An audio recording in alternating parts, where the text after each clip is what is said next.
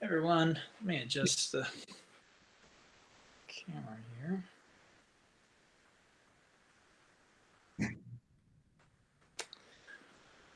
All right, so welcome everyone. As usual, we are recording, so if you unmute your microphone or turn on your camera, you might end up on a video.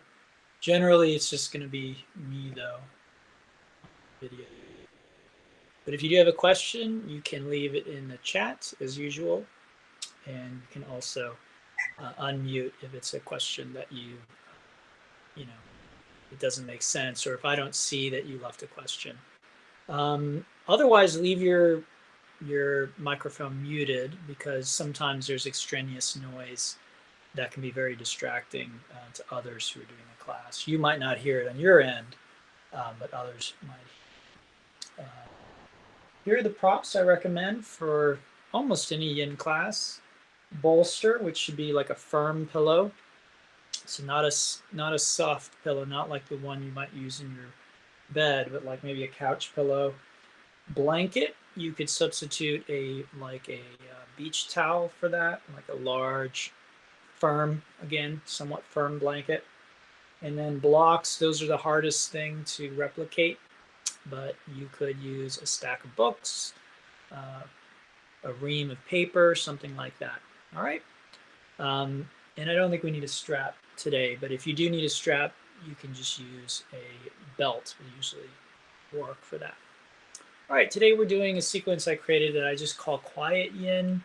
It's just sort of a well-rounded yin practice with primarily a sort of spine focus. So it is different than my spine flow, but only slightly so. There's a lot of overlap. And it's very similar in the way that it works the spine, but it also targets the hips to some degree. All right, so unless there are any questions, we're going to get right into it. Hopefully everyone can hear me well.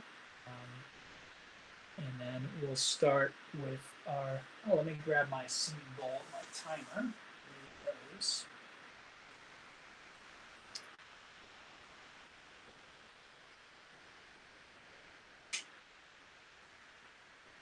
Okay, so we're going to start with a butterfly. So soles of feet joined together. And today, feel free to explore this variation. It's not one that I teach very often, but this is more of a groin stretch with my heels in, knees down, right? Or this is more targeting the spine. So today, we're doing both in this posture, or you could see either.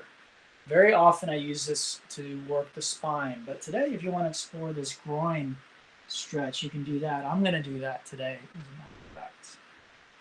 Okay, so we relax forward and down, and today we are doing the long holds. Last week we did really short holds because we were working with the shoulders. Today we are trying to get into the groin, the inside of the thighs, okay? As well as the spine here. Just relax. And again, if you have any questions, concerns, if there's a lot of pain, if you don't feel a stretch in your back or your groin, one at least, then again, let me know. As always, you are free to use props. If you're doing the spine stretch, you could have blocks in your knees. If you're doing the groin stretch, you could put blocks in front of you, like under your forehead or forearm, support you. So feel free to support your body, make yourself relatively comfortable. But remember that sometimes comfort is the enemy of health.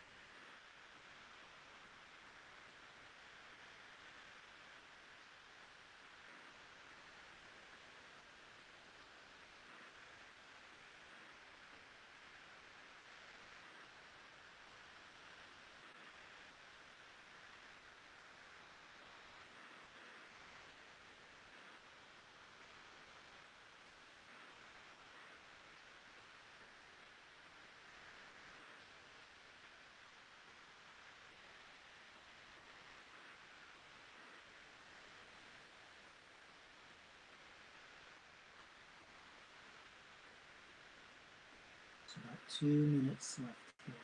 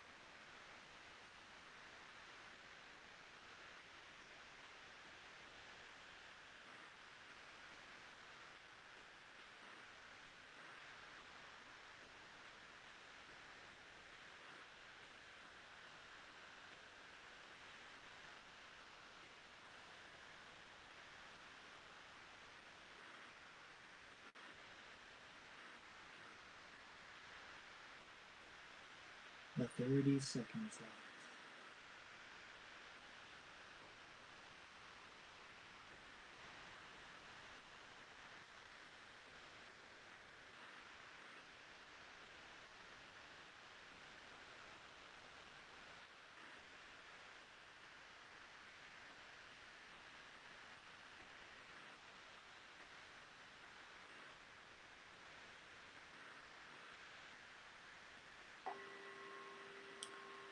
All right, so now we're going to transition to our next posture. We're still focusing on the same two areas, which is the groin and the back of the torso or the back of the spine. So I'm going to sit on something, as I often do for dragonflies. That's the family from which this next posture comes. It's a few different postures that we call a dragonfly. And pretty much all of them have this quality of having the legs straight and wide. Okay, so legs are straight and wide, and then we want to fold forward. So sitting up on something is one way to help you come forward. Also, bending the knees can be helpful in that regard. Once again, you can use props to support you in front if there's too much intensity there. Under the arms, under the forehead. I'm probably going to do this like this. I'm blocking my forehead a bit. Some people also lay on a bolster. You can do that as well. And we just want to be sure that we feel that stretch. Okay? Inside the groin, in the back, or both.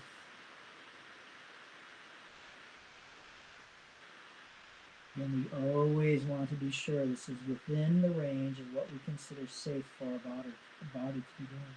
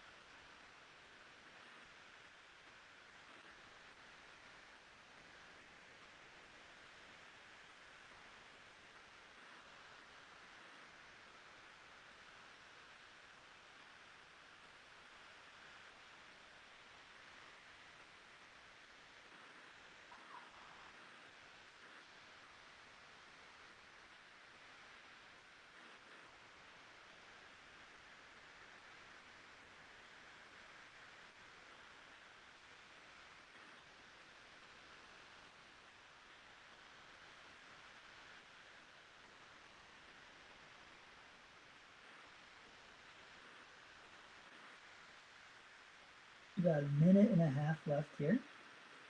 This is not a bad time to just check in and make sure if everything is still going as planned. Sometimes you make adjustments at this point. Perhaps take yourself a little deeper as I did, but you do not need to take yourself deeper. Deeper is not necessarily better.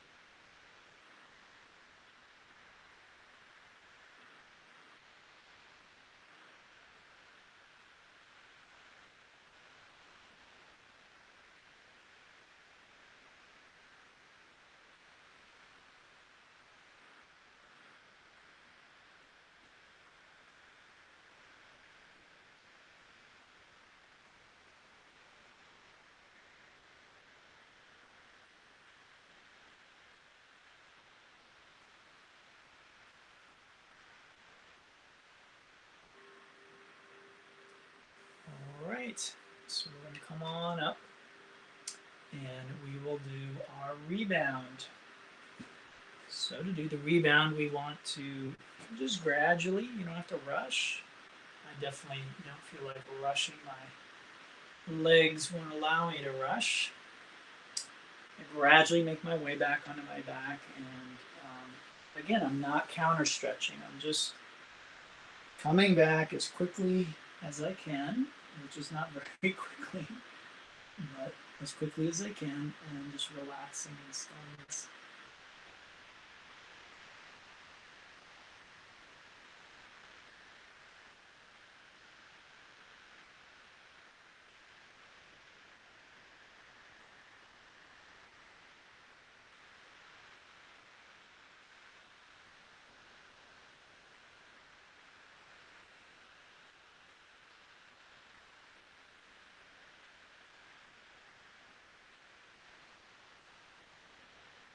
Good. And now we'll bring the legs in. Give them a little squeeze.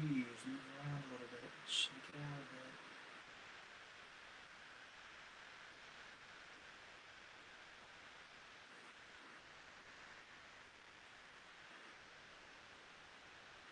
bit. All right, before we continue, let's use the hinge to stabilize everything. So hands under the hips, palms down. Extend those legs. We lift the head and neck. Deep breath. Exhale, lower those legs. Gonna hover for a moment. Take a nice deep breath here. And then we exhale and return to our back. Okay, so banana pose is next. We will begin by bringing our hips over to the right side of the mat. Oops. Okay, so we just shift on over to the right side of the mat. Sorry, I'm just trying to make room here. And then we take the left leg out to the left. Cross the right leg over the left leg. Reach up with our arms. Grab the right wrist. Okay, just going to scoot everything over to the left as far as we can. And we're trying to stretch into the side of our waist, down into our hip, up into our ribs. So play around with the body position a little bit. See if you can find the maximum stretch for your side that is still safe. And then just relax here for 5 minutes.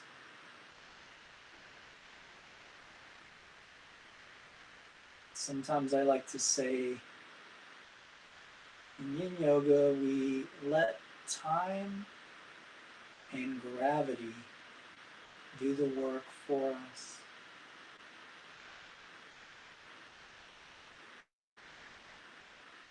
Time and gravity are not separate from us, but we might think that they are, or that we are separate from them.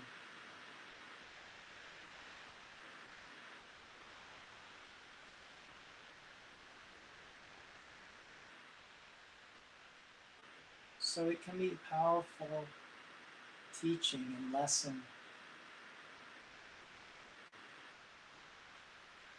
for the ego to let go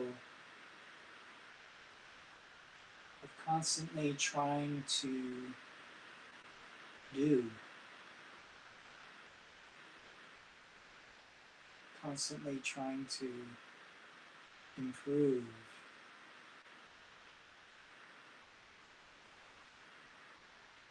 The ego is often afraid of trusting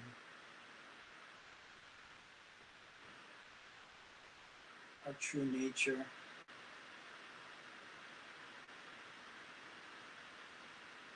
What in Zen we sometimes call the big self, the ego being the little self.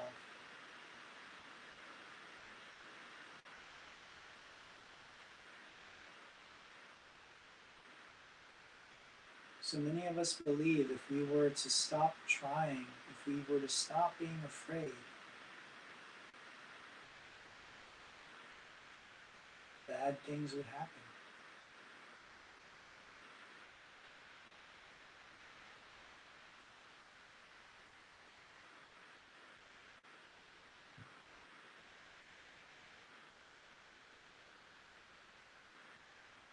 And so when we come to a practice like Yin Yoga,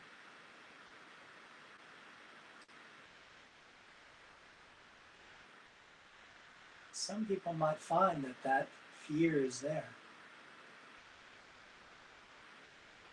That they find that in the postures, even though they're encouraged to just relax into them,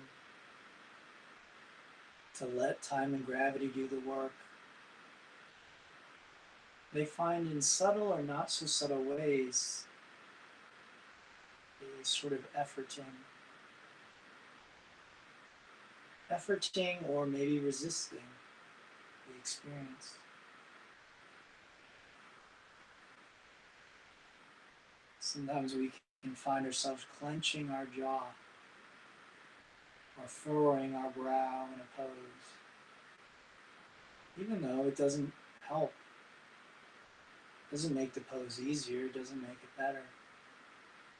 So why do we do it?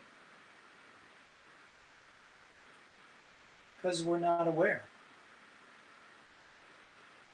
If we were aware, we'd realize, well, I'm actually less comfortable clenching my jaw. I actually feel better if I relax, even though there might be a lot of sensation. Resisting the sensation is actually harder and less pleasant than just letting it be there. So in my experience, there are many layers of resistance that we create as human beings. When we let go of one layer, there's another one there, very often waiting for us to discover it, and to one day let it go. And then we let go of that more subtle form of tension, and then we think, oh, I'm so much more relaxed than I was. And then we go deeper and we find another more subtle layer of tension that we're still holding on to, still resisting, still afraid. All right, let's switch sides. Take your time, there's no rush here.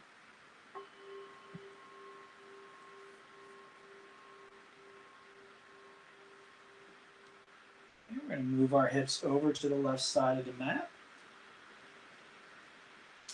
Let's move our right leg out to the right, across the left ankle over, right?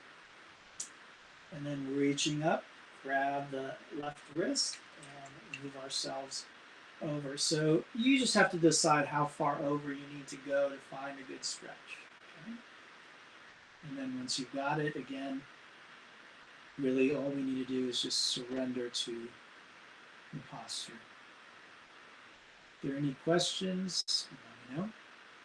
Otherwise, just relax. Breathe and feel.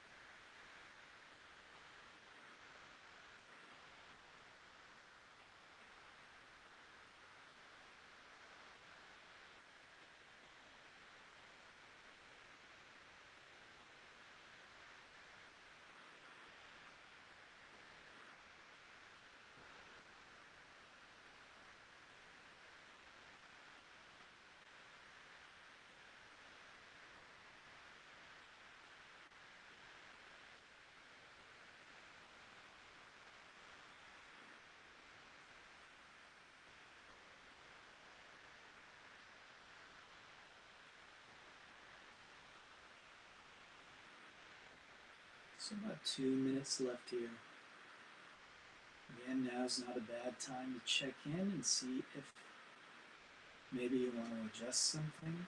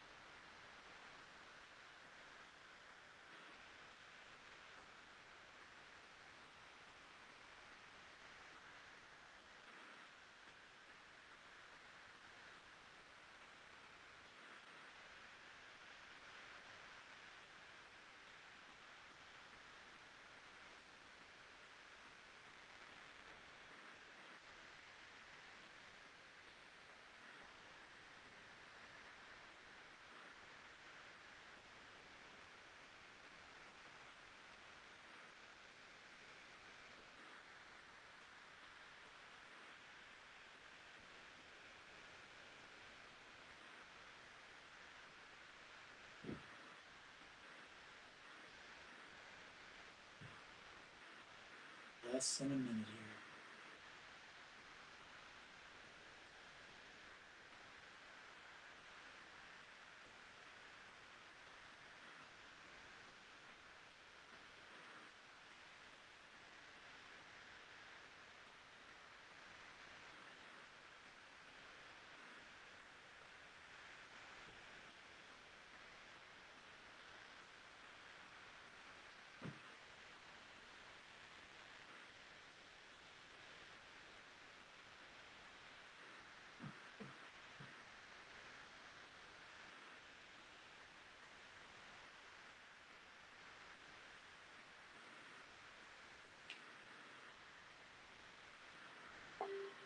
All right, again, please take your time, no rush.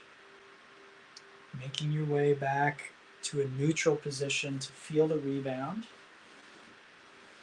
And the best way to rebound is in stillness and silence.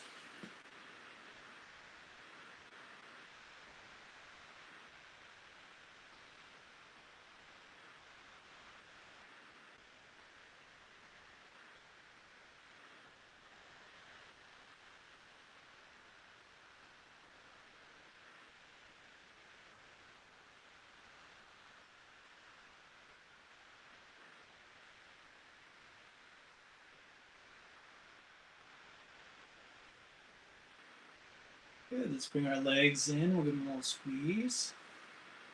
Shake it out. Move a bit. Noticing what we feel as we move. I taught a Yang yoga class yesterday. Feeling that in my body. So feeling some soreness and stiffness from that. It's good though. It's a good soreness and stiffness. It means I worked my body to the point where I was able to challenge it a bit, and now it's in the recovery phase, and doing yin is part of that recovery.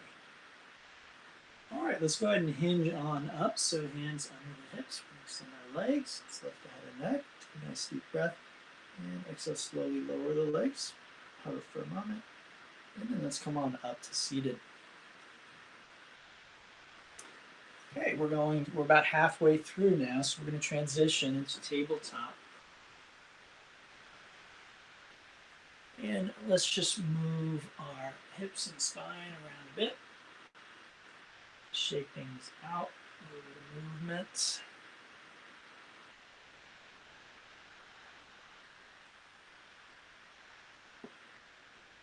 All right.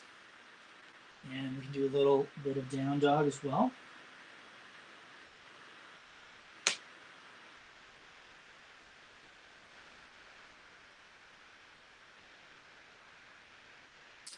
Good. And then let's go ahead and come forward into a sphinx or seal. So either propping yourself up on your elbows, propping your elbows up on something like a block, bolster, or maybe a folded blanket, or straightening your arms a bit, which is called a seal. So any of those are perfectly fine. for you to explore today. And what we'd like is to try and just create a little bit of compression in our back. So we want to come far enough back that we feel a little bit of compression in there. And your legs can be together or apart. That can change what you feel in your back quite a bit. Head can be held up, it can be dropped forward. You drop it back. Shoulders can be depressed or relaxed. And again, anything that we do, in my classes anyway, need to be within the range of what you consider safe for your body. And you may have heard me say this before, and it's just a good reminder, and it's just the truth. We can be wrong. We might think something is not safe for us, and it is. And actually, it could be therapeutic. Many therapies are very uncomfortable. They can be very painful. And sometimes they can actually be dangerous. I know that sounds like I'm contradicting myself, but sometimes therapies that are dangerous are the risk that we take to heal fully and become whole again. If you don't think surgery is dangerous, you're kidding yourself. And again, many of you know that my girlfriend is a surgeon. So this is something I know about. It's not my opinion. Surgery is very dangerous. And yet, sometimes you need surgery so you can return to a better degree of wholeness and healthiness. So this is just the way that life is. Sometimes we risk injury, life and limb. We put ourselves at greater risk in the hope that we can heal and become whole again. Okay? So these are things that you need to decide for yourself as a practitioner. So if you are doing a posture and you're not 100% sure, is this safe for me? Is this helping my back injury? I don't know. That's just the way that life is. And sometimes for us, and this is something I'm talking about again from my own personal experience with practice, sometimes I decide that I'm not certain. I could be making things worse what I'm doing, but I am going to take that risk for the greater reward of healing my body, hopefully, and becoming whole again. So when you get to be my age, hopefully not, but my own personal history, I was definitely not as active as I could have been for much of my life. And we make bad choices very often when we're young. We aren't given very good information, unfortunately. Many of us aren't. I certainly wasn't educated very well about the value of movement. And so at this age, my age, I recently, I'm in my late 40s now, I hurt my back moving. And while it's much, much, much better than it was, and I credit Yin Yoga with helping me heal, there's still some pain there. And so very often when I practice, I'm looking for the thing that is painful. I want to challenge my body. I want to gently push my body in the hopes that it will get stimulated and it will heal itself. It will recover fully. Because I can still feel that there is some things that are not right in it. But that's, again, a personal choice that we each have to make. And we also have to take the responsibility for that choice. So if you are doing a pose that you're like, this kind of hurts, but I think it might be helping, and you end up being wrong, that is really your choice and your responsibility. And that's very important, I feel, spiritually speaking, for us to really take that full responsibility. I think this goes much beyond just physical postures. in yoga, when you get into the deeper psychological and mental aspects of yoga. That willingness to take that responsibility is very, very important. All right, so let's come out of this posture. We're going to do another pose.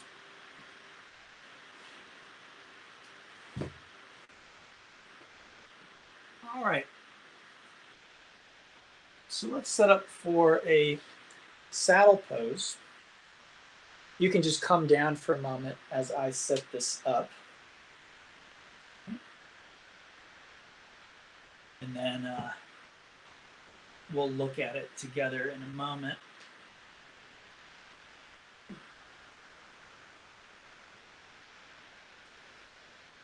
I'm just setting up the props in case somebody needs them to demo how you would use the props for this posture.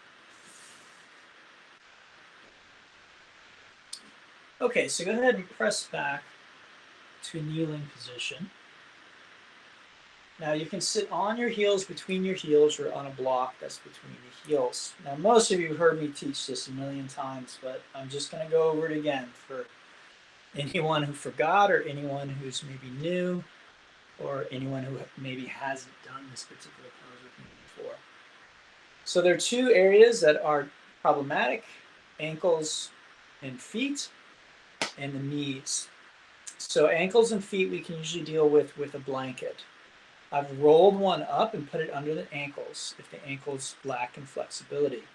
It's also patting the bones in my feet, because oftentimes the bones in the feet, you know, if you don't have a carpet like I do, it can hurt pressing them into your mat and ground. So if you don't have ankle issues, just feet, you could do this, right? Now, if your knees are the problem, what you can do is try either taking your knees wider, which looks like that, or sitting on something. So you could sit on a block or even a couple of blocks like that. And you can combine those two. So sitting on a block, knees wide, for many people that would provide relief. Now, there are two areas that this posture targets primarily. One is going to be the front of the thighs, the quads. Okay, so right in here. The other area that it's targeting is your back. One more thing I want to mention about the feet is toes can point back, toes can point out to the side. Just depends on your body. Some people can do both, some can only do one. So again, you really need to pay attention. Know your body. Okay, so if you're feeling a strong stretch in your thighs, you're going to stay here because that's enough. You're already challenging your body, and that is enough for today. If you don't feel stretch in your thighs, I'd like you to begin to lower back onto your hands, your elbows, or you can see that I've created a little recliner out of some props. You can do that. Put something behind your head. Very comfy, ready to watch the game or a movie.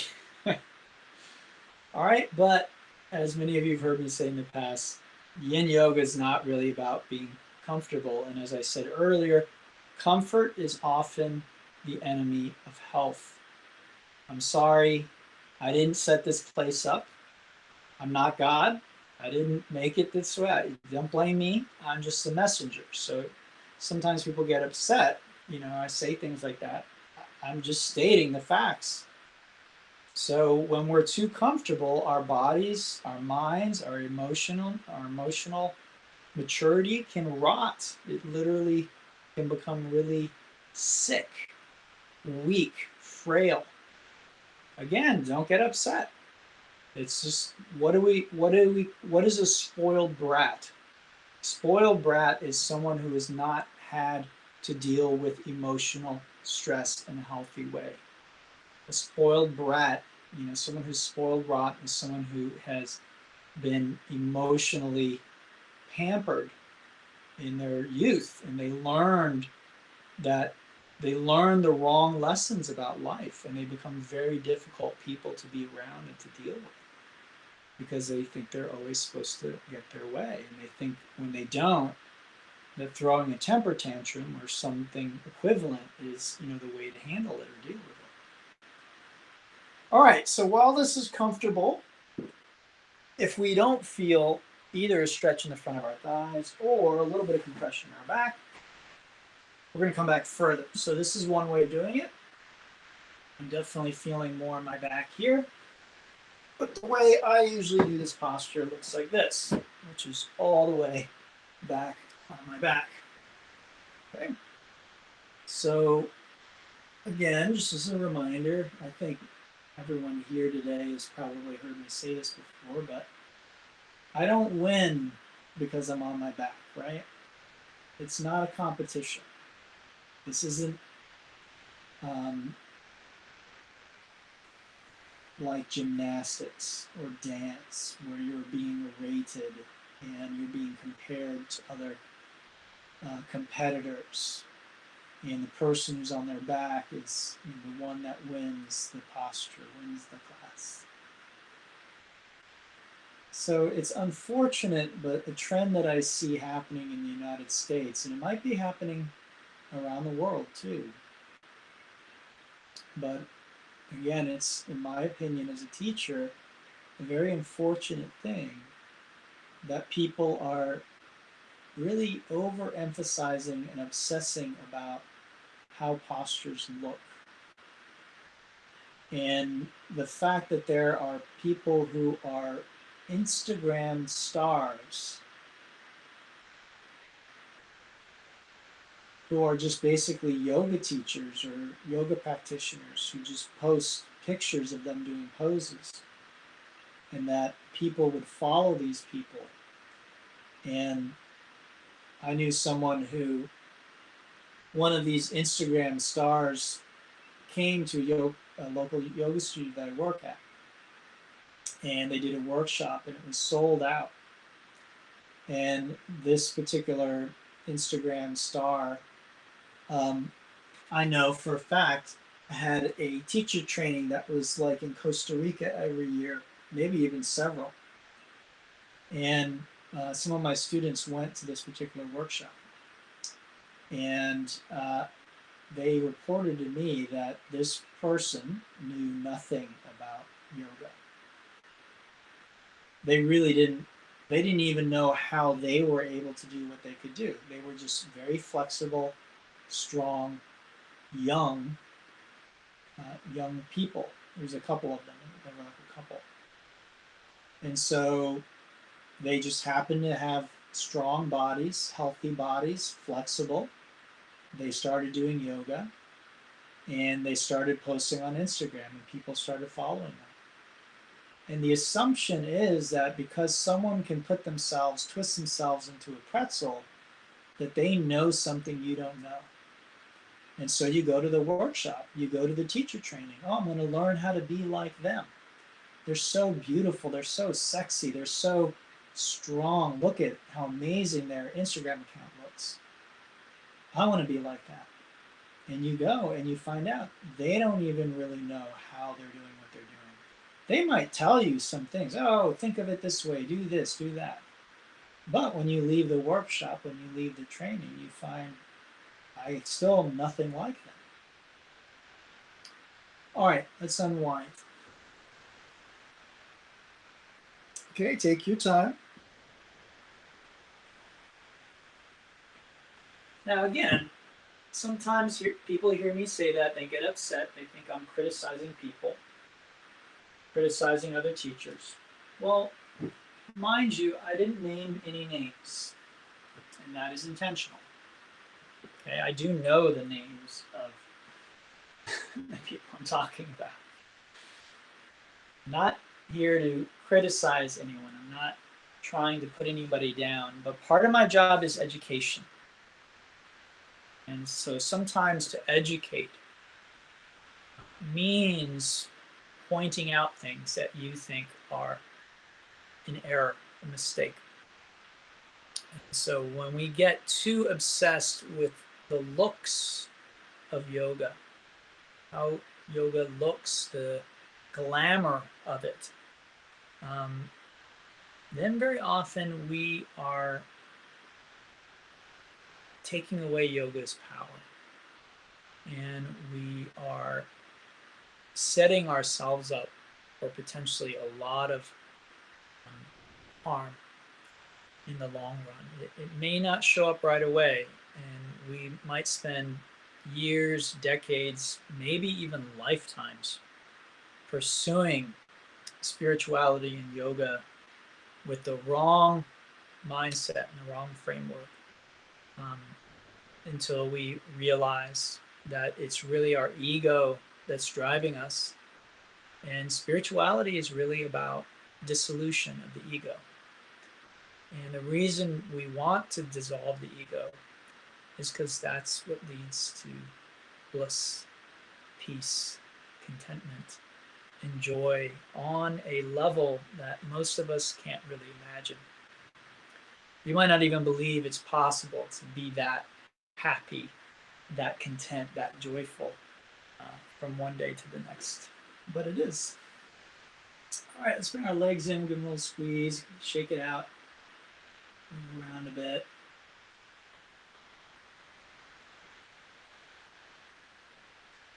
We're just going to finish with a twist. Okay, so let's take our right leg over our left leg. I'm just going to drop both knees down to the left. And feel free to play around with the position of your arms and your legs. Remember that you want your shoulders to basically stay on the ground. You want your right hip stacked above your left hip.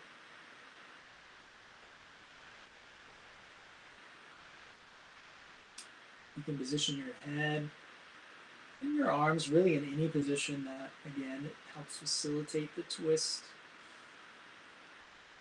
While comfort is often the enemy of health and healing, we don't have to avoid being comfortable either. So if I'm doing the twist, I'm getting a nice stretch into the muscles of my torso. My spine is getting worked. I mean, I definitely feel this in my back. You know, my head is more comfortable in this position, then I'm not going to be afraid of that. And again, this is another point that needs to be made. I very often find as a teacher that if I say one statement and I don't immediately counter on the other side, then people tend to mishear. They mishear me anyway, and I know because they will tell me what they think I said. And it's not what I said. It's very funny, actually, seeing how students filter what you say and how they interpret what you say. It's unavoidable. It's just part of our human condition. But people will take their history, their learning, their ideas, and filter what you're saying through all of that and distort it. And this is why sometimes people get upset with things that I might say. I'm never trying to upset anyone or hurt anyone's feelings. But sometimes people are filtering what I'm saying through their preconceptions, and they get their feelings hurt somehow. So while we can't be afraid of challenging ourselves, and we don't want to be always chasing after being comfortable, some students actually chase after being uncomfortable. And some of you have heard me talk about black knights before, and that's what I'm talking about. The black knight is an affectionate term that we use in Yin Yoga to describe the student that's always needing to, their yoga practice always needs to be super intense. They always need to be feeling like overwhelmed with sensation. When they do hot yoga, if their mat isn't drenched in sweat at the end, they're not happy. That wasn't a good class. Everything is sort of at an extreme. And, you know, another word we can use for these people are things like adrenaline junkies. They are literally addicted to sort of pushing the edge, pushing the envelope constantly. And I don't want to say that pushing the envelope is a bad thing. It can be a very good thing. And some people uh, need to push their envelope more.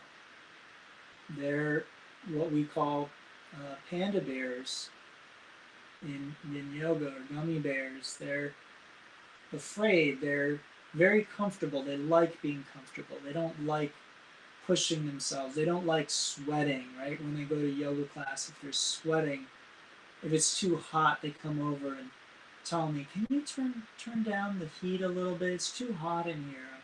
I'm sweating. I'm uncomfortable."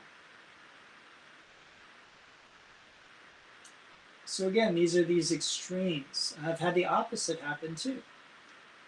Students come to a hot class and they say, "Can you turn the heat up? It's not hot enough in here," right? So we can be addicted to comfort. We can be afraid of discomfort. And the opposite can be just as true. We can be addicted to discomfort, to pushing ourselves, to feeling like we are achieving something, because we are pushing. And then we can actually be afraid of letting go, relaxing, not achieving, not doing anything. All right, let's go ahead and switch sides. Take your time, no rush.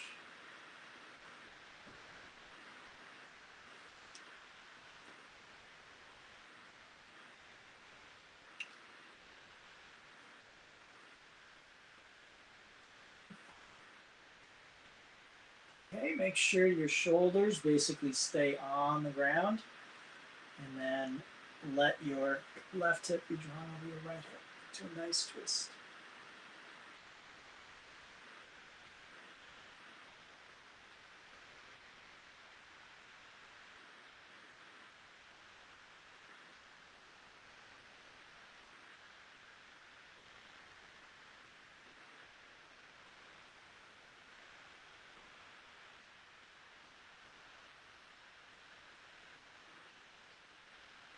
So we can explore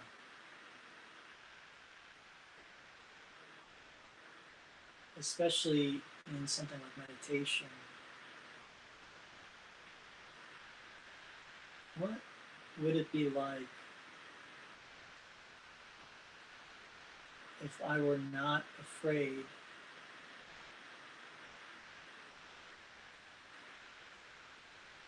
and I also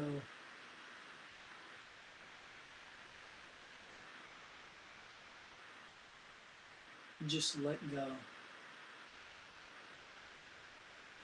So I'm not afraid of comfort. I'm not afraid of discomfort. I'm not afraid of working very hard, perhaps harder than I think I can. I might even surprise myself by what I can do, what I can achieve. And then at the same time, I'm not afraid of not working, not achieving, not doing.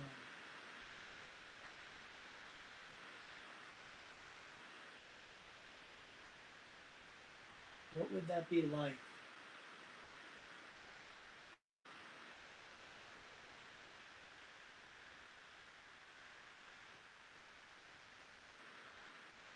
To psychologically be okay with whatever arises.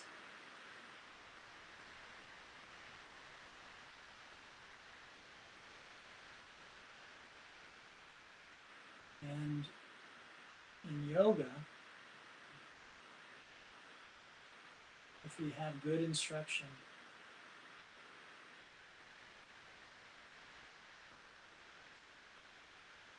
different practices allow us to explore our agility, our ability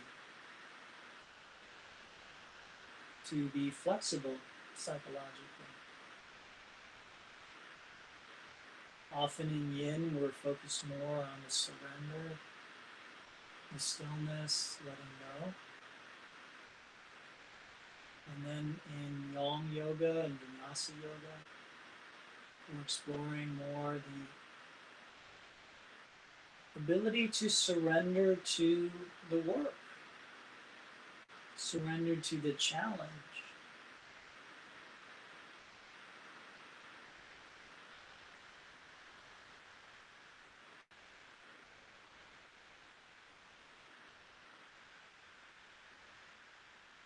And what can develop with practice is called equanimity. Oftentimes, students tell me that they love a certain pose or they hate a certain pose. And ideally, we don't love or hate any posture. We develop a sense of equanimity. The poses are like thoughts or emotions. They come and they go. And each of them have certain things to show us or teach us. And ideally, we are open and listening and present, aware to what each posture in each moment wants to teach us and show us. If I'm too emotional about a posture or too attached to it, I'm not really open. I'm not really receptive to learning. I've already made up my mind. I already know, oh, I love this pose, or oh, I hate this posture. All right, let's unwind from there. Okay, making our way back onto our back.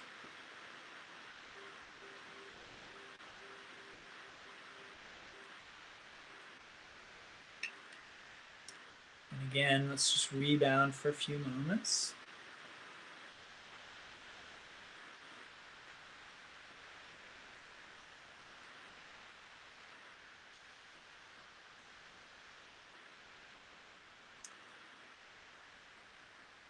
And let's bring the legs in. We'll give them a little squeeze. We'll shake it off, a little bit of gentle movement.